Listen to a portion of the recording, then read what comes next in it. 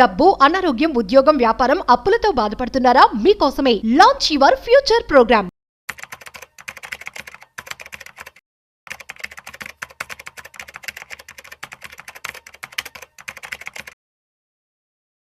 నమస్తే, నేను జీవి సత్యనారాయణ.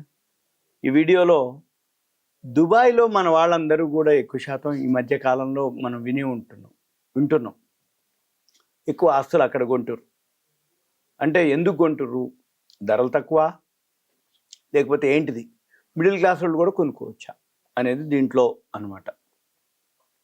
ఒకప్పుడు దుబాయ్ అనగానే సంపన్నులు, బాగా అంటే ఫైనాన్షియల్గా ఉన్న వాళ్ళే అక్కడ రియల్ ఎస్టేట్ అనేది ఒకటి ఉండేది. ఇప్పుడు దుబాయ్ మామూలు మిడిల్ క్లాస్ వాళ్ళని కూడా ఆకర్షిస్తుంది. అదేంటిదో చూద్దాం. అయితే ఇప్పుడు జనరల్గా ఏంటిది అంటే, మనం దుబాయ్లో మన ఇండియా వాళ్ళు, భారతీయులు పెట్టుబడులు ఈ మధ్యకాలంలో బాగా పెరగడం జరిగింది.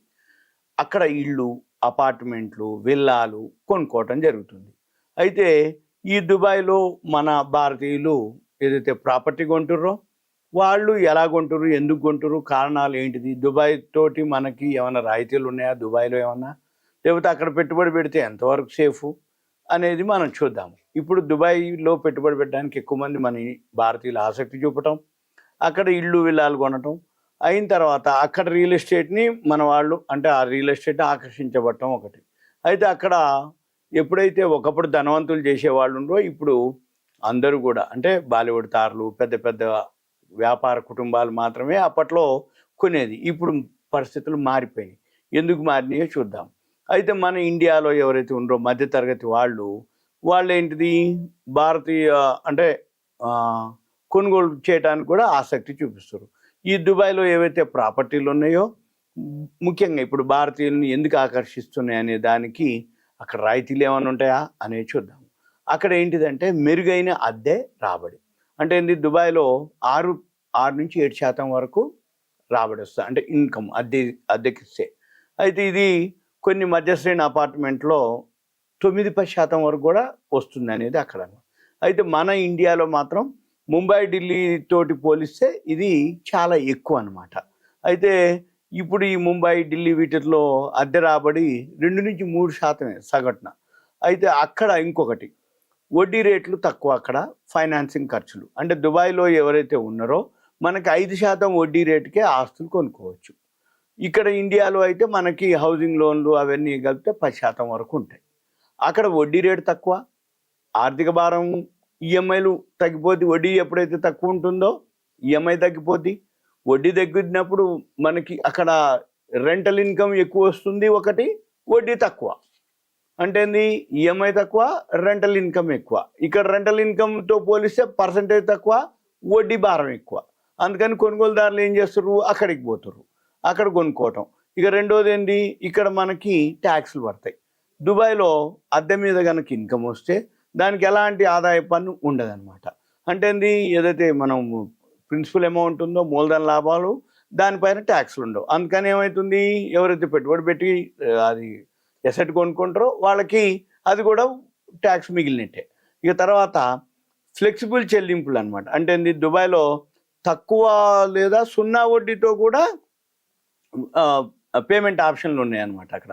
అంటే దాదాపు 20-20% డౌన్ పేమెంట్ చేస్తే బ్యాంకుల నుంచి 3.5-4.5% వడ్డీకే మనము హోమ్ లోన్స్ కూడా తీసుకోవచ్చు. అంటే మార్జిన్ మనీ కొంచెం ఎక్కువ పే చేస్తే మనకి తక్కువ వడ్డీకి వస్తుంది. తర్వాత అక్కడ ప్రాపర్టీ ధరలు మాత్రం ఎక్కువనే ఉంటాయి. అంటే దుబాయ్లో ప్రైస్ టు ఇన్కమ్ రేషియో అంటారు దాన్ని. అంటే సగటు ఆదాయం కంటే ప్రాపర్టీ విలువ ఎక్కువగా ఉండటం. తర్వాత ఇది ఢిల్లీలో అయితే 9.8 ఉంది, ముంబైలో 29.94 ఉంది, దుబాయ్లో 7.16గా ఉంది. ఏంటిది ఇది? Price to income ratio. అంటే భారతీయ ప్రధాన నగరాలతో పోలిస్తే దుబాయ్ అందుబాటు ధరలో ప్రాపర్టీ లభిస్తుంది అనేది దీనికి అనమాట. అంటే సగటు ఆదాయం కంటే ప్రాపర్టీ విలువ ఎక్కువ ఉండటం. అయితే ఉదాహరణకి 2,500 అడుగులు ఎస్ఎఫ్టీ అనుకోండి, 2,500. అయితే గురుగ్రామ్లో అయితే 6.5-12 కోట్లు ఉంటుంది కాస్ట్. అదే ముంబైలో అయితే 16-30 కోట్లు. ఆ ఏరియాని బట్టి కమర్షియలా, రెసిడెన్షియలా, ఫస్ట్ బిట్టా, సెకండ్ బిట్టా, కార్నరా, లేకపోతే 100 ఫీట్ రోడ్, ఇట్లా ఏవైతే ఉంటాయో దాన్ని బట్టి, అది మెయిన్ రోడ్కి ఎంత దూరం ఉంది దాన్ని బట్టి రేట్లు. ఇప్పుడు హైదరాబాద్లో అయితే 4.5 నుంచి 7.5 కోట్లు, బెంగళూరులో అయితే 4 నుంచి 9 కోట్లు, అదే 2500 ఎస్ఎఫ్టీకి. అదే దుబాయ్లో అయితే సిలికాన్ ఓయాసిస్లో అయితే 4 నుంచి 5 కోట్లు, దుబాయ్ ల్యాండ్లో అయితే 3.5 నుంచి 4.5 కోట్లు, జుమేరియా విలేజ్ సర్కిల్లో అయితే 4.5 నుంచి 5.5 కోట్లు, జుమేరియా లేక్స్ టవర్స్ వద్ద అయితే 7 నుంచి 8.5 వరకు ఉంటుంది. అంటే భారతీయ తోటి అంటే ఏవైతే మెట్రో సిటీలు పెద్ద పెద్ద నగరాలతో పోలిస్తే అక్కడ ఇది తక్కువ అనమాట. ఇక తర్వాత అక్కడ ఏదైతే పారదర్శక సురక్షితమైన అంటే ఇది దుబాయ్ ల్యాండ్ డిపార్ట్మెంట్, అంటే ఇక్కడ మాదిరి కాకుండా అక్కడ ఏదైతే ఆ ల్యాండ్కి సంబంధించిన డిపార్ట్మెంట్ ఉందో దుబాయ్ రియల్ ఎస్టేట్ మార్కెట్ని నియంత్రించడం జరుగుతుంది. ఇది దుబాయ్ ల్యాండ్ డిపార్ట్మెంట్. ఇది ఏం చేస్తుంది, విదేశీ కొనుగోలు అంటే వేరే కంట్రీ వాళ్ళు అక్కడ కొనుక్కోవడానికి చట్టపరమైనటువంటి రక్షణ కల్పిస్తుంది దుబాయ్ ల్యాండ్ డిపార్ట్మెంట్. ఈ మన భారతీయులు దుబాయ్లో పూర్తి యాజమాన్య హక్కులతోటి ఫ్రీ హోల్డ్ ఆస్తుల్ని కొనుగోలు చేయొచ్చు అనమాట. ఇది పారదర్శకత అంటే ట్రాన్స్పరెన్సీ, సేఫ్టీ, ఇది అనమాట. ఏది అక్కడ ఆస్తి చట్టాలు.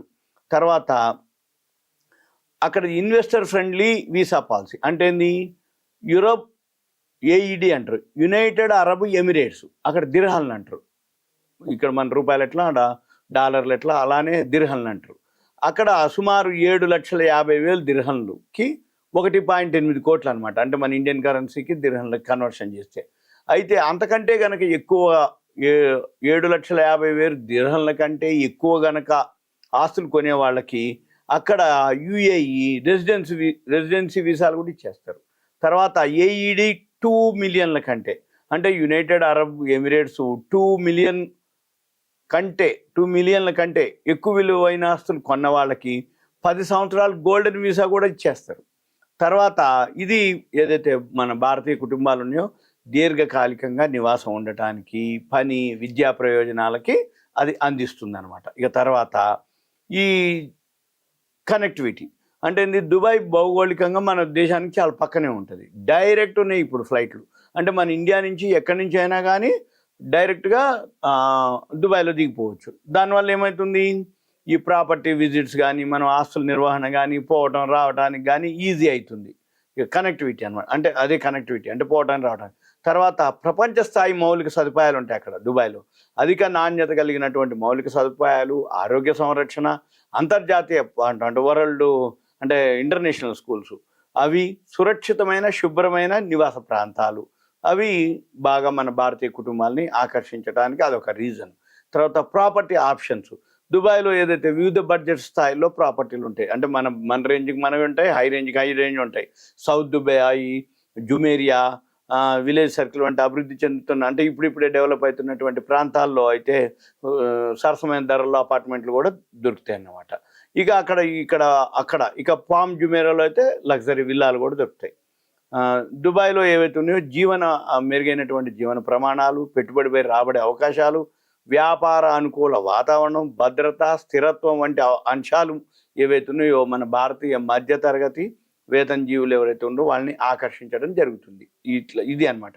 నెక్స్ట్ ఆదాయం పన్ను లేకపోవటం, ప్రపంచ స్థాయి సౌకర్యాలు ఉండటం, మెరుగైనటువంటి విద్య, వైద్య సేవలు, అక్కడ ఆస్తి పట్ల మనం కొనుక్కోవాలని ఆసక్తిని చూపించుతున్నాయి మన భారతీయుల మీద. అయితే ఒకప్పుడు ఏదైతే ఉందో ఇది దుబాయ్లో ఏదైతే ఉందో ప్రాపర్టీ కొనుగోలు చేయాలనుకునేటటువంటి కళ ఎవరైతే ఉంటారో ఇప్పుడు చాలామంది భారతీయులు ఆ కళ సాకారం చేసుకుంటారు, అది నెరవేర్చుకుంటారు అనమాట. ఇవన్నీ కూడా ఈ దుబాయ్లో కొనుక్కోవటానికి ఈ పరిణామాలన్నీ కూడా సూచించడం జరిగింది. ఇది మన వాళ్ళు దుబాయ్లో ఆస్తులు కొనడానికి ఇది రీజన్. ఇదంతా మీకు ఇన్ఫర్మేషన్ మాత్రమే ఉంటా. Thank you. సెలవు.